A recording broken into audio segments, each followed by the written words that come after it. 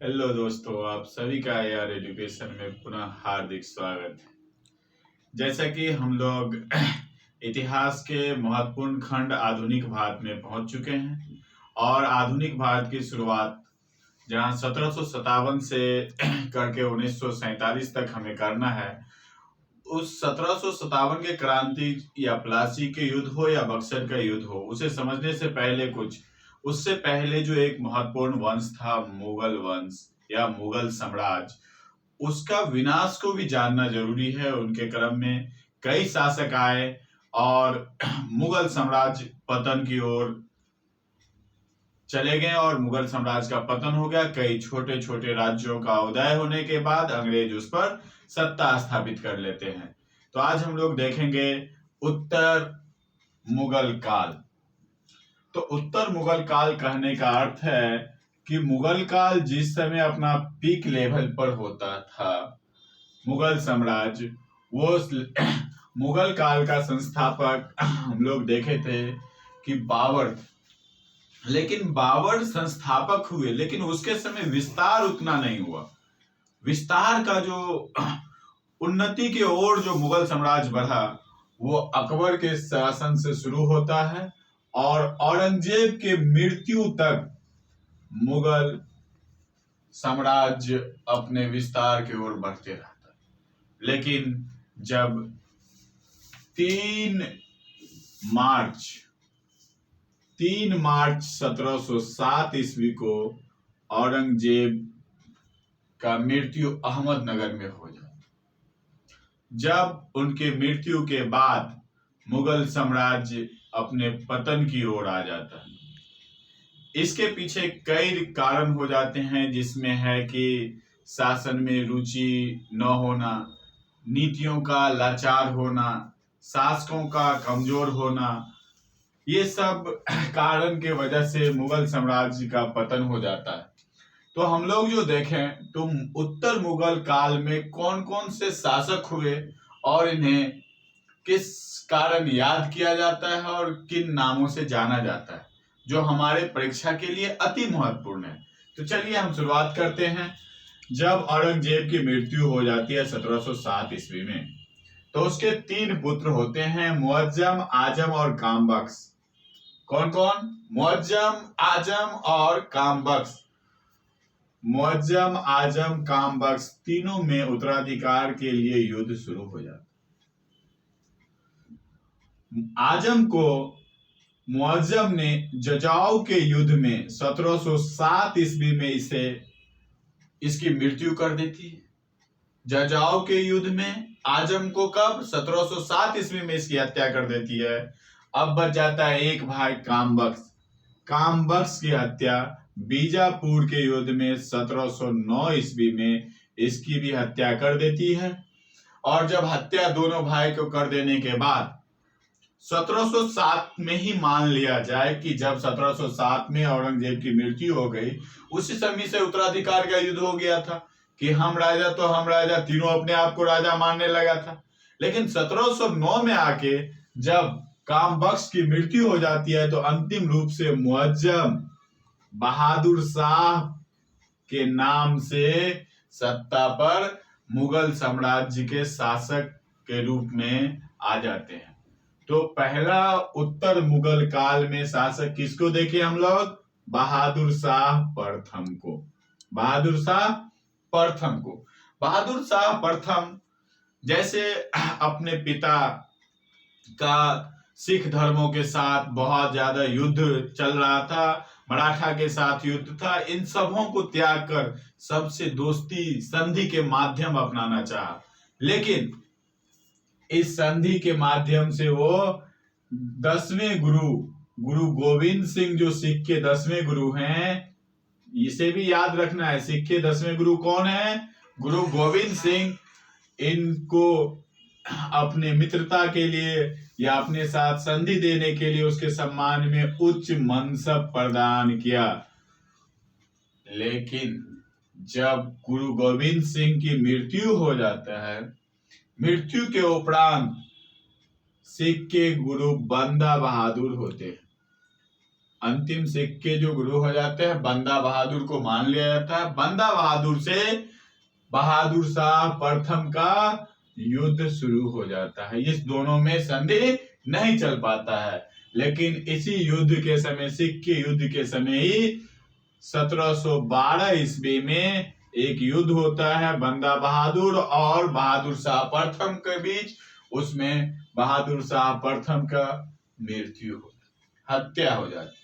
इसके बाद हम लोग देखें कि एक इतिहासकार खफी खां कौन है? इतिहासकार। खफी खां के द्वारा बहादुर शाह प्रथम को शाह ए बेखबर कहा गया। तो बहादुर शाह प्रथम को किस नाम से जाना जाता है? शाह ए बेखबर के नाम से।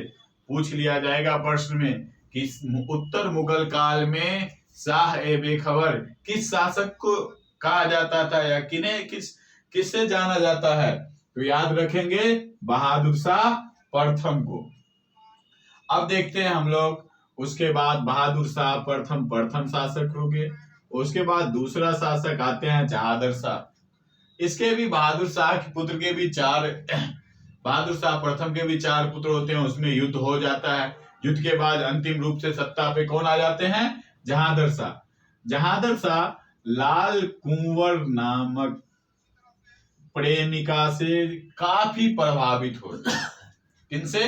लाल कुंवर नाम की प्रेमिका, इनसे काफी प्रभावित होता है और अपने शासन राजपाट में रुचि कम देखने के कारण लोगों के द्वारा, साम्राज्य के लोगों के द्वारा इसे लंपट मूर्ख कहा जाने लगा। तो लंपट मूर्ख किस शासक को कहा गया? जहादर शाह को। किसे लंपट मूर्ख कहा गया? जहादर शाह को। साहिब बेखबर किसे कहा गया? बहादुर शाह प्रथम को। अब देखें अगला शासक उत्तर मुगल काल का फर्रुखसियर होते हैं। फर्रुखसियर को याद रखना ज्यादा महत्वपूर्ण हो जाता है, क्योंकि 1717 ईस्वी में अंग्रेजों को 1717 ईस्वी में अंग्रेजों को व्यापारिक फरमान जारी कर देता है। कौन व्यापारिक फरमान जारी करते हैं? फर्रुखसियर। 1717 में अंग्रेजों को व्यापारिक फरमान जारी कर देता है, जिसे कंपनी का मैग्ना कार्टा कहा जाता है। तो परीक्षाओं में पूछ लिया जाता है कंपनी का मैग्ना कार्टा किस शासक के द्वारा या किस मुगल बादशाह के द्वारा प्रदान किया गया?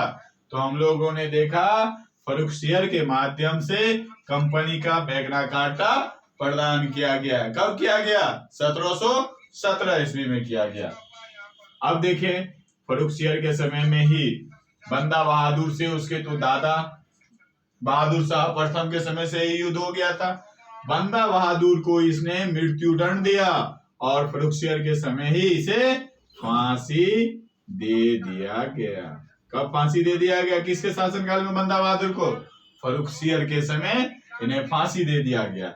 इन्हें भी उपनाम से जाना जाता है। ये दुर्बल और कायर रूप से शासक। शासक को मजबूत होना चाहिए, शासक के शासक वाली भूमिका निभाना चाहिए। वो किन्हीं को लुभाने या डरने वाली प्रवृत्ति का नहीं होना चाहिए। फर्रुखसियर में इस तरह की भावना थी, इसीलिए इसे घृणित कायर के नाम से भी जाना जाता है। तीनों शासक को अभी तक देखे हम, तीनों को कई उपनाम से जाने गए, जिसमें बहादुर शाह प्रथम को साहिब बेखबर, जहादर शाह को लंपट मूर्ख, फर्रुखसियर को घृणित कायर के नाम से जाना गया। अब देखें कि रफीउद्दर्जात और रफीउद्दौला बीच में 2 शासक आए, लेकिन ये बीमारी के कारण जल्द ही चल बसे। और रफीउद्दौला अफीम का इतना सेवन करने वाले शासक थे कि 6 महीना के अंदर उनका भी मृत्यु हो जाता है।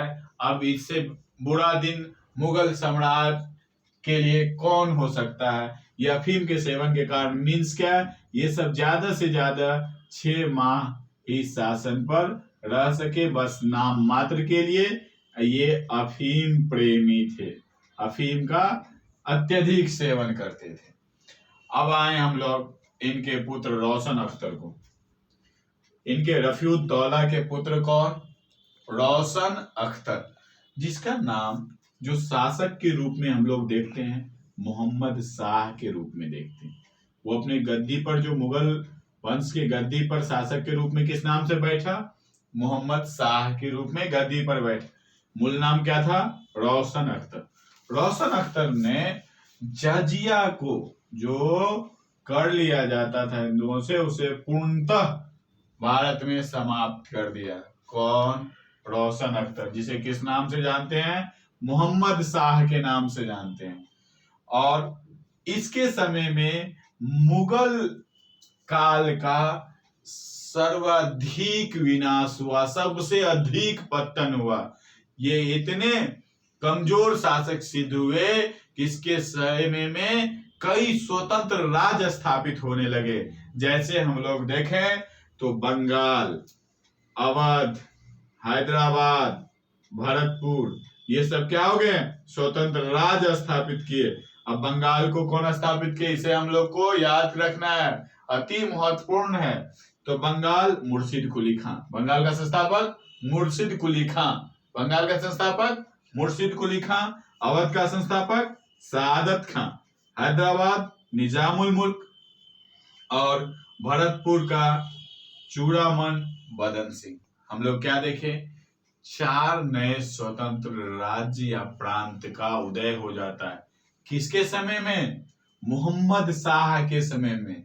इतना कमजोर शासक होते हैं कि इसके शासन से राज्य तोड़ तोड़ करके अलग स्वतंत्र राज्य की स्थापना कर लिया जाता है। अब देखें तो बंगाल को फिर से देख लें। बंगाल, मुर्शिद कुली खां, बंगाल के संस्थापक मुर्शिद कुली खां। अवध का संस्थापक सादत खां। हैदराबाद का संस्थापक निजामुल मुल्क। भरतपुर का चूड़ामन बदन सिंह। ये भेदिया है, इसे याद कर लेंगे, किसी न किसी परीक्षा में इसे देखने को मिल ही जाता है कि किस वंश का संस्थापक। और जब आपको पता होगा कि कोई भी शासक या कहीं भी अगर पता चलता है कि कोई मजबूत राजा कमजोर हो गया, तो उस पर आक्रमण करने के लिए बाहर के लोग भी आ जाते हैं। अपने यहाँ तो टूट हुआ ही हुआ, लेकिन बाहर के लोग भी उसे, बाहर के शासक भी इस समय फायदा उठाने लगे। तो उस समय कौन बाहर आए? नादिर शाह, जो ईरान के थे, और भारत में आकर धन लूटे, तख्ते ताउस ले गए, जो मयूर सिंहासन के नाम से जाना जाता था, और कोहिनूर हीरा को भी भारत से लेकर चले गए। तो हम देखें कि नादिर शाह का भारत में आक्रमण किस मुगल शासक के समय में हुआ? मोहम्मद शाह के समय में हुआ। और ये क्या लेके चले गए? तो तख्ते ताउस और कोहिनूर हीरा लेकर चले गए। ये कहाँ के थे नादिर शाह? तो ईरान के थे। इसे ईरान का नेपोलियन कहा जाता था। मोहम्मद शाह के समय में जो इतना घटना घटा, जब इस तरह के नए नए स्वतंत्र राज्य की स्थापना हो गए, विदेशी राजाओं का आक्रमण हो गया, विदेशी लुटेराओं का आक्रमण हो गया, मयूर सिंहासन तक लेके चले गए, इसके पीछे कई रीजन। ये मोहम्मद शाह हरमदल होता था। इनमें अपने विलासितापूर्ण जीवन व्यतीत करने के लिए अधिकांश समय गुजार दिया करते थे। अपने राजपाट को छोड़कर हरमदल में अधिकांश समय गुजारेगा। अपने राजपाट पर ध्यान नहीं देने के कारण इसे रंगीला बादशाह भी कहा गया। कौन सा बादशाह? रंगीला बादशाह। मोहम्मद शाह या रोशन अख्तर को किस नाम से जाना गया? रंगीला बादशाह के नाम से जाना गया, क्योंकि विलासितापूर्ण प्रवृत्ति के थे और अय्याशी में अपना पूरा साम्राज्य को लुटा दिए। कौन? मोहम्मद शाह रंगीला। याद रख लेंगे, वो रंगीला उसी का टाइटल है, मोहम्मद शाह रंगीला। रंगीला उसे कहा गया। अब देखें इसके बाद इनके पुत्र अहमद शाह बहादुर आते हैं। 15 मिनट हो गया। अहमद शाह बहादुर आते हैं। अहमद शाह बहादुर के समय में अहमद शाह अब्दाली का आक्रमण होता है। इसके शासन काल में अहमद शाह अब्दाली का 5 बार आक्रमण हुआ। कुल मिला के भारत पर अहमद शाह अब्दाली 7 बार आक्रमण किए, लेकिन एक शासक अहमद शाह बहादुर के समय में अहमद शाह अब्दाली का कितने बार आक्रमण? 5 बार आक्रमण हुआ। अब देखें आलमगीर द्वितीय। आलमगीर द्वितीय का काल इसलिए महत्वपूर्ण हो जाता है कि इस समय एक युद्ध घटता, पलासी का युद्ध। पलासी का युद्ध 23 जून 1757 ईस्वी को होता। तो 23 जून 1757 ईस्वी को पलासी का युद्ध होता है। उस समय दिल्ली के शासक कौन थे? आलमगीर द्वितीय। पलासी के युद्ध के समय दिल्ली के शासक कौन हुए? आलमगीर द्वितीय थे। पूछ लिया जाएगा कि दिल्ली जब पलासी का युद्ध हुआ भारत में, तो दिल्ली के शासक कौन थे? कौन मुगल वंश के शासक था? तो आलमगीर द्वितीय। अब चलते हैं उसके बाद शाह आलम द्वितीय। शाह आलम द्वितीय 1759 से 1806 के बीच में रहे। इसके समय में भी ये शाह आलम द्वितीय का मूल नाम अली गौहर था। मूल नाम क्या था? अली गौहर। ये बिहार में ही थे और यहीं से अपने आप को मुगल वंश का उत्तराधिकारी, मुगल बादशाह अपने आप को घोषित कर दिया। हालांकि अधिकांश समय तक मुगल बादशाह घोषित करने के बाद भी वो दिल्ली नहीं जा पाए, लेकिन उसी समय, उसी के काल में अली गौहर किस नाम से गद्दी पर आए? शाह आलम द्वितीय के नाम से गद्दी पर आए। और 1764 ईस्वी में बक्सर का युद्ध होता है। बक्सर का युद्ध भारतीय शासक और अंग्रेज के बीच। भारतीय शासक में हम लोग देखें तो बंगाल का नवाब मीर कासिम, अवध का नवाब शुजाउद्दौला और दिल्ली के अपने आप का जो बादशाह कहने वाला, मुगल बादशाह कहने वाला दिल्ली का शासक अली गौहर या शाह आलम द्वितीय, ये तीनों ने संयुक्त रूप से अंग्रेज से युद्ध किया, जिस युद्ध का नाम बक्सर का युद्ध होता है। और अंग्रेज के तरफ से जो नेतृत्व कर रहे थे, वो उसका नेतृत्व करता हेक्टर मुनरो था। परीक्षा में कई बार पूछ लिए जाते हैं, बक्सर के युद्ध का नेतृत्व अंग्रेज की तरफ से किसने किया? हेक्टर मुनरो ने किया। तो हेक्टर मुनरो ने इस तीनों के संयुक्त सेना को हरा दिया, पराजित किया। और पराजित करने के बाद शाह आलम द्वितीय से इलाहाबाद की संधि हुई। इलाहाबाद की संधि रॉबर्ट क्लाइव और शाह आलम द्वितीय के बीच हुई। इसके माध्यम से शाह आलम द्वितीय को पेंशन भोगी बनाकर रख दिया गया और इसी युद्ध 1765 से ही अंग्रेजों का अधिकार दिल्ली पर हो गया। तो हम देखें कि 1764 में जो बक्सर का युद्ध हो, तो बक्सर के युद्ध में हेक्टर मुनरो के द्वारा संयुक्त रूप से दिल्ली के शासक, बंगाल, अवध तीनों को हरा दिया जाने के बाद ये अपने आप को दिल्ली पर कब्जा कर लेते हैं। किस संधि के माध्यम से? इलाहाबाद के संधि के माध्यम से। इलाहाबाद के संधि किनके बीच होता है? शाह आलम द्वितीय और रॉबर्ट क्लाइव के बीच। अब देखें अकबर द्वितीय। ये अकबर द्वितीय के समय में मुगल काल जो अपने आप को साम्राज्य था, इसका साम्राज्य इतना छोटा हो गया कि लाल किला तक ही सिमट के रह गया इसका शासन, क्योंकि पूरा क्षेत्र में कब्जा किनका हो गया? अंग्रेजों का कब्जा होने लगा उस क्षेत्र पर जहां पर मुगल का कब्जा था। अंग्रेजों के संरक्षण में बनने वाला प्रथम मुगल बादशाह कौन हुए? हम लोग देखें कि अंग्रेज के संरक्षण में अब आ गया, तो अंग्रेज के संरक्षण में बनने वाला प्रथम मुगल बादशाह अकबर द्वितीय हुए। और अकबर द्वितीय ने ही राजा राम मोहन राय को राजा की उपाधि दी। बीवी है ये कि राजा की उपाधि राजा राम मोहन राय को किसने दिया? तो अकबर द्वितीय ने ही दिया।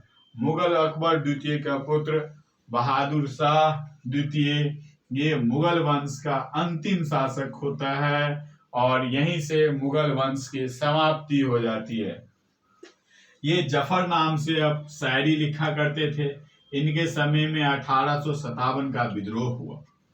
1857 के विद्रोह के समय मुगल बादशाह कौन थे? बहादुर शाह द्वितीय। बक्सर के युद्ध के समय मुगल बादशाह कौन थे?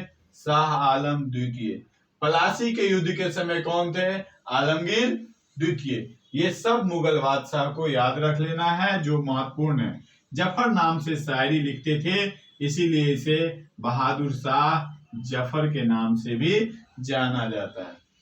1857 के युद्ध के समय ये क्रांतिकारियों का साथ दिया, जिसके कारण 1857 के क्रांति जब दबा दिए गए तो इसे कैद कर रंगून निर्वासित जीवन करने के लिए भेज दिया गया और रंगून में ही इनकी मृत्यु 1862 ईस्वी में हो जाती है। इसी प्रकार मुगल साम्राज्य का अंत हो जाता है और 1857 के क्रांति के बाद भारतीय सत्ता का हस्तांतरण ब्रिटिश क्राउन के हाथ में चले जाता है और भारत का सत्ता किनके द्वारा?